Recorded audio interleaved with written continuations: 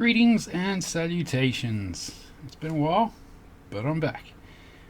And quite often I get asked about my printer. So today I thought I'd give you a bit of a rundown, a bit of an overview of my printer, and show you a bit about the software that I use, and kind of part overview and part tutorial for new users of Gizmo printers if they happen to have one. So yeah, strap yourselves in. I'm welbot. This is Welbot3D prints. Let's do this.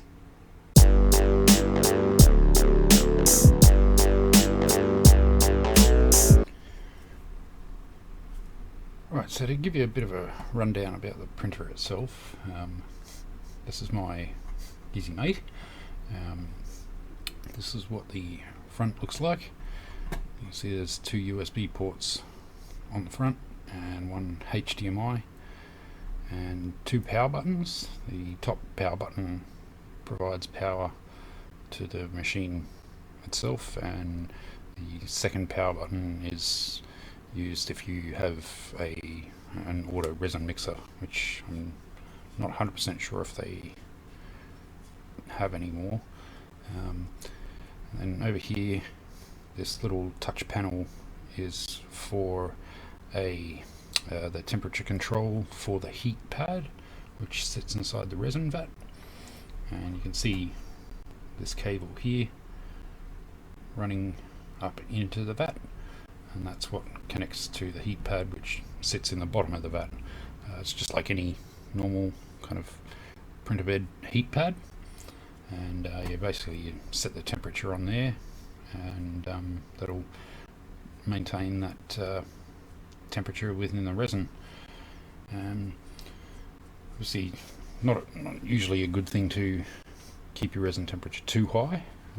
Keeping it higher does lower the viscosity of it a little, but it can also shorten the life of the resin unless you have a specifically developed high temperature resistant resin. Apart from that, you've got the projector mount across here, as you can see, and all the cables just attached to the back of the projector, and they're all routed through there to keep them all nice and tidy.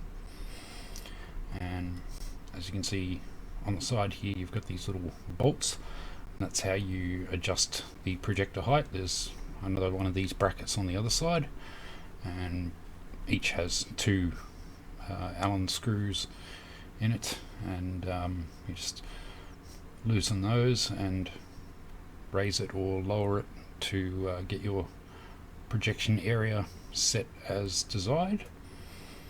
And generally I tend to leave the other side reasonably loose, or even set at a lower height, because I tend to do a lot of printing at 100mm projection area as well as 200mm projection area, so I might leave the other side at the 100mm projection area height so that I don't have to go through and remeasure it. Once I've got the projection area correct at that height, I'll leave that bracket there, so next time I want to use 100mm I can just lower it down to that bracket and I know that it's good to go. So yeah, I've also, for the top one, because I do have to lower it occasionally, I just took like a texter and drew lines on the extrusions where the spot is for that particular projection area. And as you can see, the vat just installs in there, because I have the smaller 200mm vat installed here. It has a little extension arm which reaches out, because the vat is obviously a bit slimmer, and it also has this extra bar of extrusions in there which are missing here, and that's to hold the resin vat a little bit higher because it can't quite reach down far enough whereas with the larger vat it can sit on the bottom no problem. And yeah, there you can see it's plugged in, got the USB running to the computer so that it can be controlled, and also the HDMI cable plugged into the front, and that goes into the computer, and then there's cabling behind the panel itself which leads up to the HDMI in the back of the projector. Anyway, so that's a quick little overview of the printer itself. As you can see here, mine came attached with a little pump that's to help you fill your vat, because it's quite a significant volume, and depending on the quantity of resin you buy, you might be better off using that. Basically just put one end in the vat and the other one in the resin container and pump away. And it's also good for if you want to refill bottles from larger containers, or empty your vat out to clean it when you want to swap them over, if you happen to want to do that, or if you want to swap colours or anything. Alright, so here we are in the Gizmo3D slicing software, and the software that comes with the printer is split up into two sections. You've got Gizmo3D, which is the slicer, and then there's Gizmo3D, which is the actual software used to do the actual printing itself. Now when you open up the program, you'll see this little box by default. There used to be options in there to select your vat size, which is no longer really relevant because it all kind of works on projection size, so you can pretty much ignore that. You can select different materials if you want. Doesn't really matter.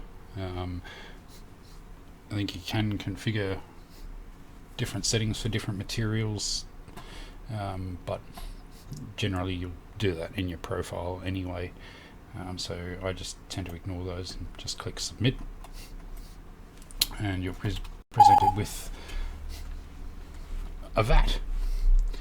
And if you hold down your middle mouse button, you can rotate the vat around, and if you hold down control while you do that, you can move it around so you can get a better view on things. So if it's the first time you've ever set up your printer, you've probably gone through and set your projection area on your vat. So for me at the moment, I've got a 200mm vat size and 200mm projection area, and this is set up for a 400mm vat. So what I need to do is right click and resize projected area and select 200. Now if the size that you want isn't in there, you can configure that. All you can do is go and you can either recalibrate or do it manually, which I'll show shortly. But if you've got it set up, you can see that that's changed. The grey area indicates the actual projection area that you're dealing with. So if you don't have the correct projection area, say you have wanted a 150mm projection area, you can come into printer config, and the first tab here, projection area, you can just select one of these and say you wanted 150mm, just type in 150 and it will automatically adjust some of these settings, and then you hit save and it'll add it to the list. Now I don't have 150mm set on mine, I never used it, so I'm not going to hit save, but the one thing that you do need to be aware of with your projection size is this X and Y scale. And what that does is controls how big the image is displayed within that projection area. So if you ignored the scale and sent a model to a printer with a 400mm projection area and did exactly the same thing to one with 200mm projection area, the scale would not be correct. So to ensure that, you know, if you sent a 5mm by 5mm by 5mm cube to be printed, that scaling makes sure that what you get out of it at the end is a 5mm by 5mm by 5mm cube. Now, to actually get that scaling value, what you need to do is within Gizmo3D is come into calibration, and you need to do this on the printer on the computer that your printer is connected to. You don't have to always do your slicing on that, but you need to do this particular part of the calibration on the computer that your printer is connected to. And to do that, you hit connect. I'm not going to do that now because I don't have a printer connected to this PC at present, but you'll see a bunch of data fill up this area here to indicate that it has connected or has failed. If it's failed, you might have to do a bit of investigation, but let's just assume for now that it has connected.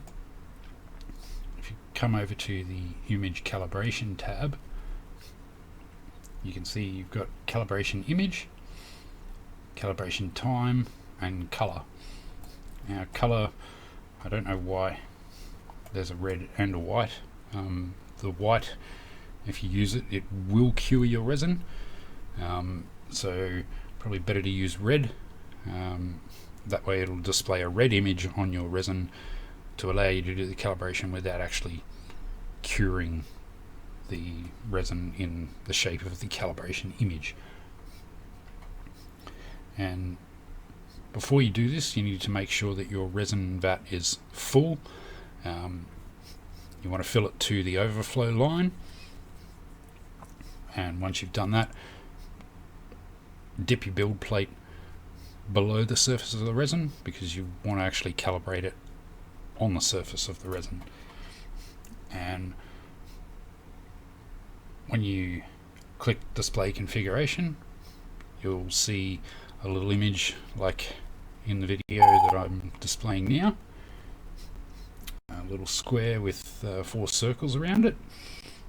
And what you want to do is take a tape measure or something and make sure that the square measures 30 millimeters from side to side, front to back. For me, I'm lucky enough that my image is actually square. Occasionally you may find that the width doesn't quite match the height. Should be pretty rare, but you may find that. But essentially, if you measure your square and it's only 20 mil across, you come over here and you use scale up to scale the image up. And if you scale it up by 1, it'll do it by, it'll increase this value by 1, and you'll also see the image change as you do that. Or you can adjust it by smaller amounts, gradually smaller amounts, if you need to make very minute adjustments, and same goes for down. So you basically use those controls until you get a square that is exactly 30 millimeters, and once you've done that, you are pretty good to go. Now you will need to do that for each of your projection areas, because the scaling value will differ.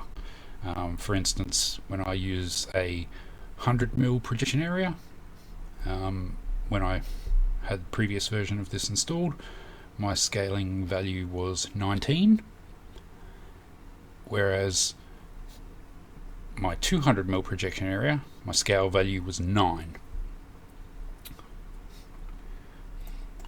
But once you've done that,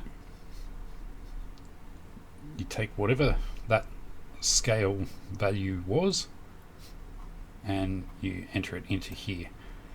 Now at the moment it does, when you enter a number in here, it does enter it in both boxes. If for some reason you find that your X is actually slightly different to your Y, you can manually do it in the configuration file, and I believe there is going to be separate controls coming in a future version, but yeah, fingers crossed you won't have to deal with that. For me at the moment, I know that with this current version my scale value is 10. I'm not 100% sure again whether this tends to differ between versions of Gizmo3D. I haven't actually really tried it before, but it could have been a snafu on my part that I entered the wrong value last time, but just for the sake of surety I ran the calibration again this time, just to make sure everything was good, and discovered that I needed a value of 10. So that's what I've gone with. So yeah, you can basically set up whatever projection size you want. It doesn't have to be one of these values. Just change the projection width and set your scale value. The rest of them you can generally leave alone, unless you've got automatic projector control. You may need to get into those, but that's a bit too in-depth for this video. So once you've got those and you've hit save, come across to your profiles. Now it will come with a bunch of default profiles.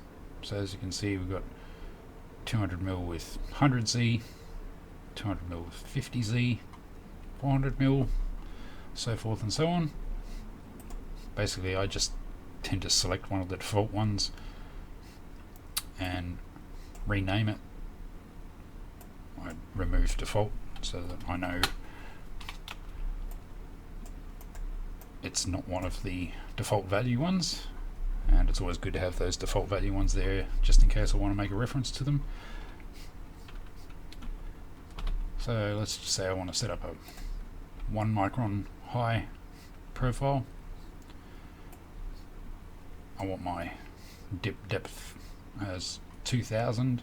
I think by default it might be 1000. Depending on what you're printing, that might work. For me, I find if I'm printing large flat base objects in particular, or just generally large flat areas that are solid, the resin doesn't quite flow over the entire surface enough if I only dip 1000. Increasing the pause time after dip might help that, but I find it a little bit easier to just dip a little bit more. So yeah, pause build plate after move down basically does exactly what it says. It'll move the build plate down and it'll stop there for that long to let the resin flow over the surface before it moves back up again. And same for moving up. It'll move the build plate back up to where it needs to print the next layer, and then it will pause for that long. Now the pause itself is important when you're, particularly when you're doing thin layers. So in this particular instance I've got 1 micron set. If I was doing a layer by layer print like this, I would probably set that a little bit longer, because it will allow the resin to settle evenly across the surface the longer you leave it. obviously there could be a setting that's too long, but if you don't let it settle long enough, you might find your layers are too thick, or they may bulge a little bit where they shouldn't. It's really the kind of thing you're just going to have to play with. Now for the base layers, this basically tells the printer how many initial layers you would like the next setting of a longer display time to run on. So as you can see, the standard display time at the moment is 8,000 milliseconds, whereas this one's 20,000. So this basically says for the first 5 layers do a 20,000 millisecond display, but for all the other layers do 8,000. You may or may not want that. That's only a new setting in this version, so I haven't actually had a chance to play around with it.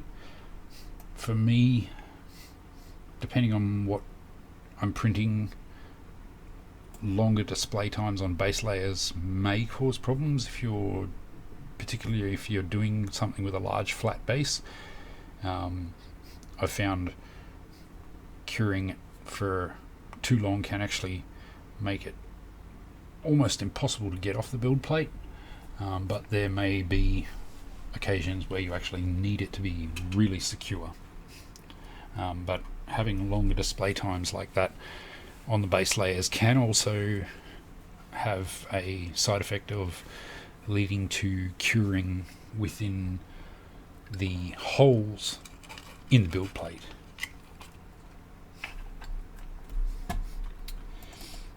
And pause after display, that one is kind of important because after the projector displays an image,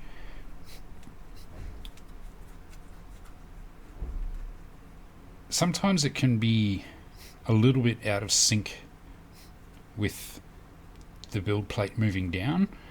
It should be pretty rare that that's an issue, but if it is, you may need to play with that.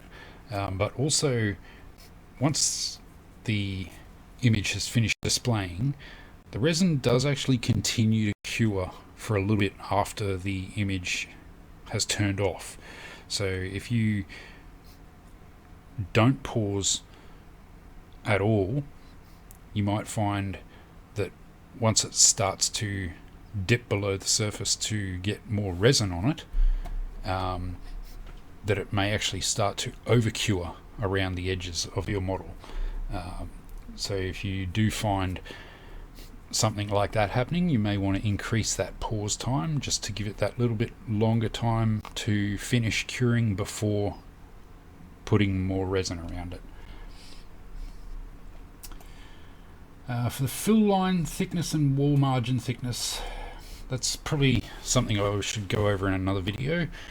They're kind of tricky, not something I've really used a lot. Wall margin thickness, I know, is usually used for jewelry printing. It leaves a bit of a gap. I think it projects a red line around, or a red border around your model, to kind of allow for bleeding and things like that. But yeah, that's a topic for a whole nother video. Hollow wall thickness, that is the thickness of the actual outside skin of your model if you choose to print in hollow mode, whereas the infill width, height and thickness, the width and height determines the spacing between the infill lines. So if you imagine you've got a rectangle and you divide it up into a whole bunch of vertical lines and then subsequently divide that with a whole bunch of horizontal lines, you'll get a square grid. That basically determines the size of those squares, whereas the infill wall thickness determines the thickness of the lines that divides those squares. So once you've got all those things set up, so I've just created a new one for 200mm 1Z, hit save, and you can see it popped up in the list here. So the next one you want to do is your resolution. By default, I think it only comes with 150. I've just added 1, 6, 10, 25. Same again, you just type in your number, hit save, and it'll appear in the list. Done. So then comes the most important part, profile linking. So this is basically where you tell the printer, I want 200mm projection area, 1 micron height, linked together. So to do that, we go 200, select 1 micron, and because we've created that profile, which contains all of the display settings and so forth, select that one, and link. And it appears in the list here. So that one option now contains all of the settings that we've just gone over for that particular profile. So you will need to do that for each one that you do. You may need to make multiples of them if you had different resins, say, because if you've got a black or a white resin, you might find your display times need to be significantly longer. So you might have a 200mm 1Z white resin profile and a 200mm 1Z red resin profile, and you can just name them all appropriately, and when it comes time to do your printing, you just make sure that you've got the right one selected. But most important thing, you have to hit save. If you don't hit save,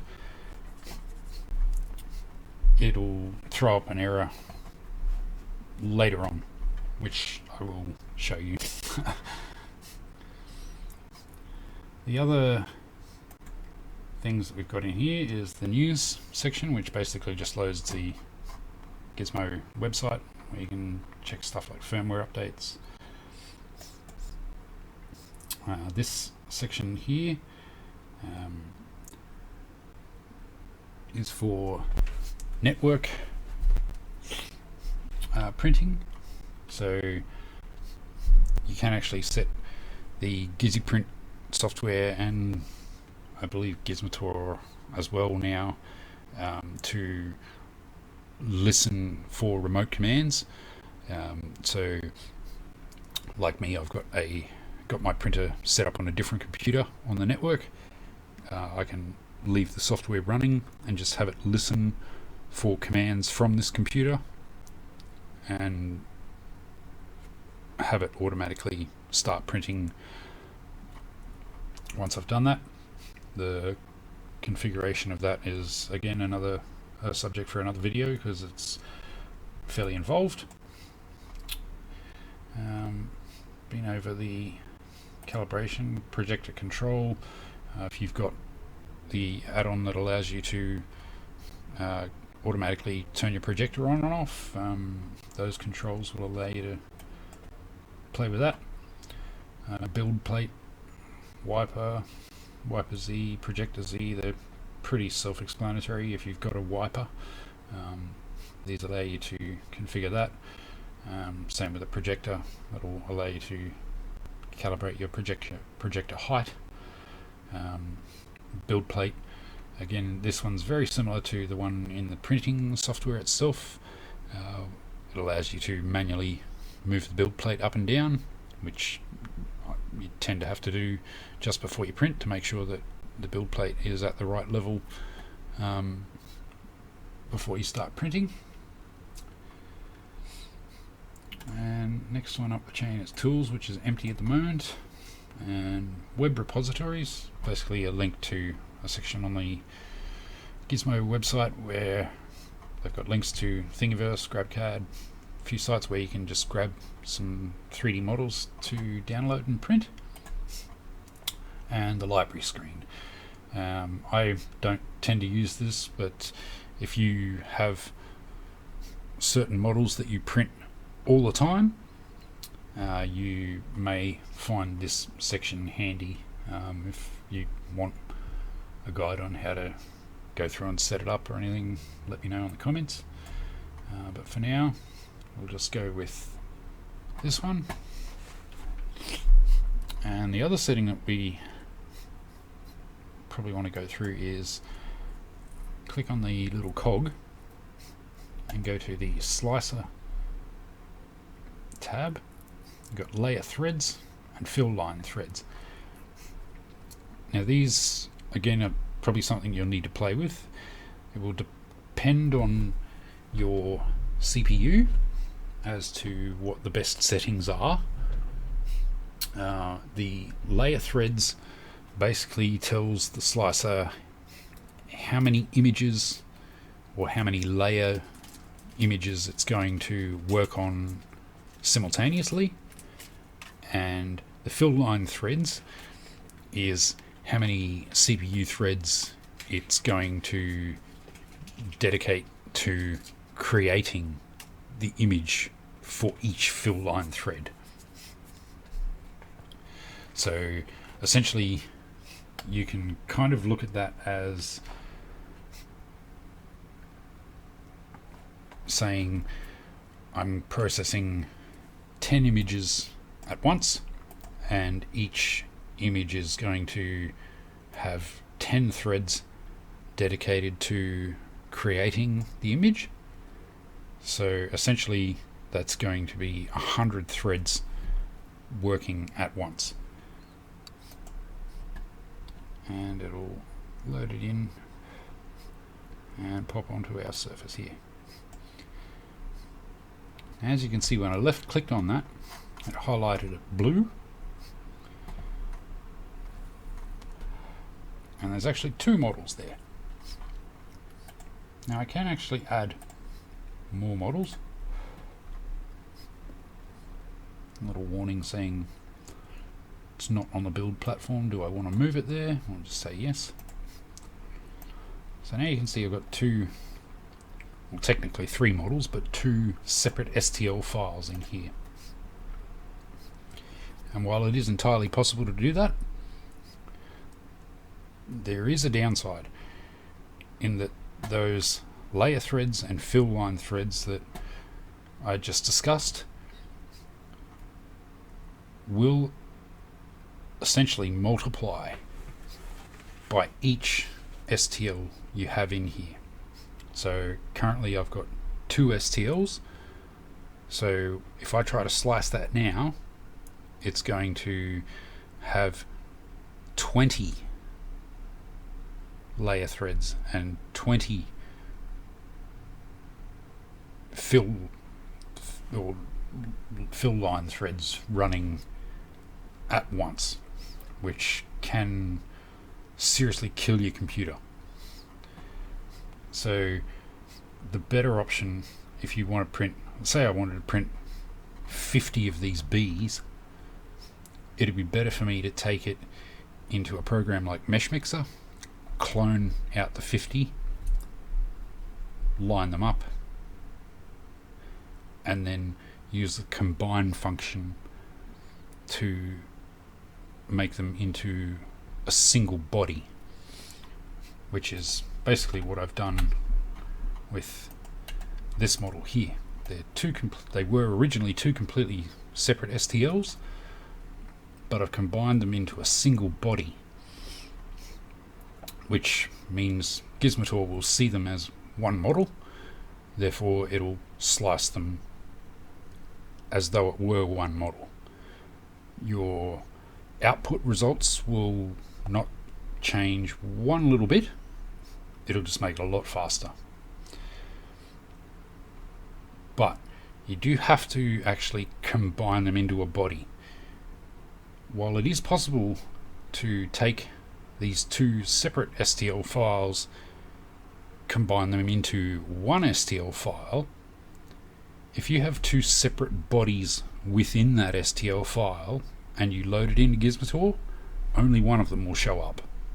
So you do need to actually combine them into a single body. So once you've done that, if you don't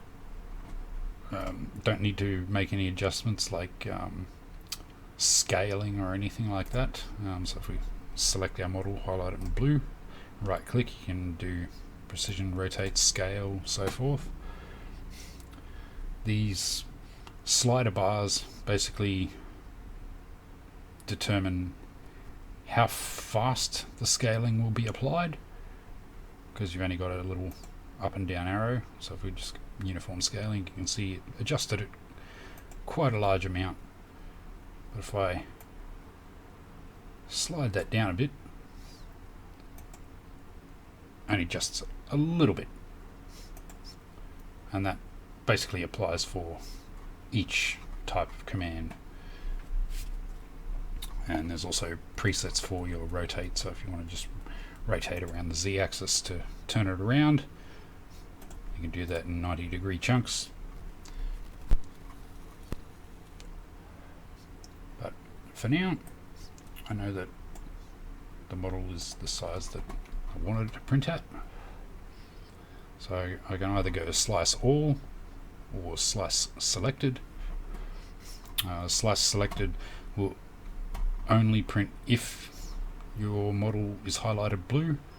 So if I had nothing selected and I go slice selected, it'll give me a warning, so there's nothing there. So you have to highlight it blue. If you don't have it highlighted blue, you can say slice all, and it'll just slice all of the models that are there. So if you've got multiples, you can hit slice all, or you can hold down Control and individually select each one, up to you. For now, I'll just go slice all, and I'll show, let's say I wanted to print it at 6 micron, I get an error, and that's because I didn't link my 6 micron layer height to one of my profiles earlier. So you have to do that and actually save it. If I hadn't have saved that 1 micron layer height when I selected it, it would have thrown up that same error. So if you go and create a profile and then come in here, try to select that layer height and realize it's not there, chances are it didn't actually save. For now, I'm just going to go with 10, and I don't want to print it hollow, I just want to print it solid. So I'll go next, and you can actually name the file on that previous screen if you wanted to give it a different name. It generally just gives it the name of the STL file and then throws .gizmo on the end. So over here is your override list, which I'll go through very briefly, but up here you've got a slider which allows you to go through and see the various layers. Unfortunately, because it runs on Java, it's a little bit slow, but you can get a fairly decent idea of what you're doing. Now this is actually a good time to show.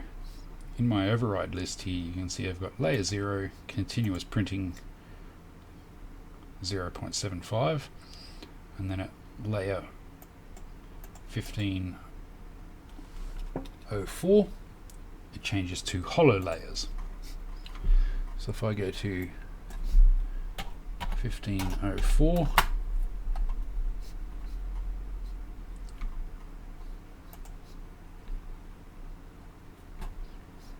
you can see it's just outlines of the model and these little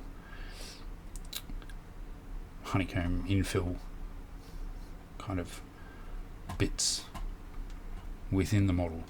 But if I go to 1503, oops, you'll see it's completely white. And that's essentially how the override list works. This basically tells the printer to print it continuously at a rate of 0.75 millimeters per minute, but when it gets to layer 1504, stop printing it solid and start printing it hollow. Now we'll continue to print it at 0.75 millimeters per minute because I haven't told it to change any other settings after that. So if you do want to alter the speed at a certain layer, all you've got to do is come over here, type in whatever layer, let's say 2000, 2000,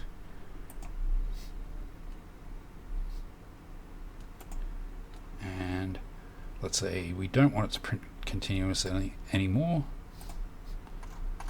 so we'll just go continuous printing false, add, and as you can see over here at layer 2000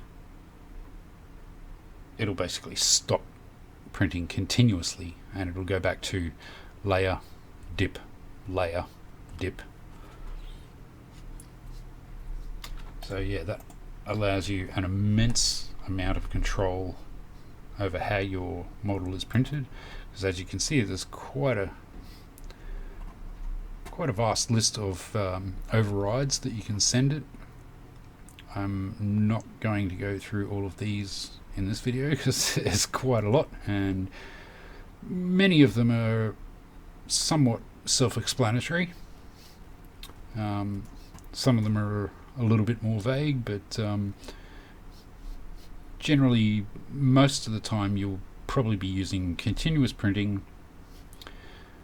maybe altering the display time or the dip depth at a certain height or something.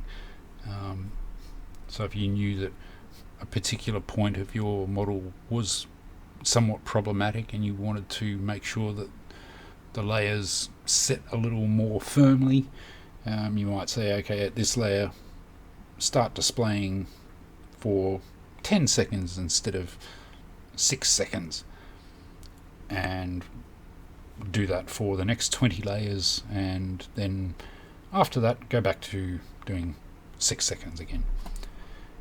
Completely up to you. 90% of the time though oops, I just go with continuous printing because that's just how I roll. And for this particular model I know that at layer 0 I want to do continuous printing at 0.75 millimeters a minute. And go add, and that's it. And that basically tells the printer I want to print the entire model at 0.75 millimeters per minute from start to finish. So for me, I'll just click next, and the available printers. So if you've got network printers set up like in the screen that I showed over here, you can tell it to automatically send it to that printer when it's done slicing, or if it's attached locally you can tell it to do that. To actually start printing you will have to check that box there. For me, because I don't have the printer attached here, I just leave it unchecked. When it finishes it will throw up an error saying it couldn't find a printer. It doesn't matter, it still successfully slices and outputs the file. The other settings that you've got are including the STL file. I would generally recommend just leaving that checked all the time. Force PNG generation, I'm not 100% sure if that's been disabled or not. The only time you would ever really need to use that was if you had sliced a model and you realized that you needed to make a slight change to the mesh itself, and you just wanted to output the same file again. You would obviously want to regenerate all of those layers. So that basically tells it, even though it's got the same file name, I want you to spit out all of the images as well. Whereas package only, rather than generating all of the images, if you wanted to change some of the overrides, so say you just tried to print a model at 2mm a minute and it had some problems, so you wanted to slow it down, you can come into the slicer and change that override to 1mm a minute and hit package only, and because the mesh itself hasn't changed, it'll just rewrite the config file and spit that out, and that way you don't have to wait for it to generate all of those images again. And you can also set the path for where you want your output file to go. For me, I've got an S drive Gizmo files, so once it's done, that's where my .gizmo file will be. And if you've got remote slices set up, they'll be in your list as well. But basically, once you've done all that, you can send to all, send to selected. I just tend to go send to selected, and it'll go through and start slicing your model. So as you can see, it starts spitting out all of these images and gives you your estimated print time and your scaling that you've used. And I'm not going to make you sit here and wait for it to finish, because it's all pretty boring and there's not much to show.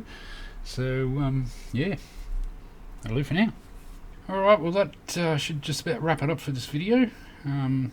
Obviously I've been away for a little while, and some of you may know I've been through an operation to plug a hole in my skull in the last little while, and I have to give a massive thank you to everyone who's helped support me in the last little while. It's been an absolute blessing. Without all you wonderful people in the 3D printing community, I could never have made it.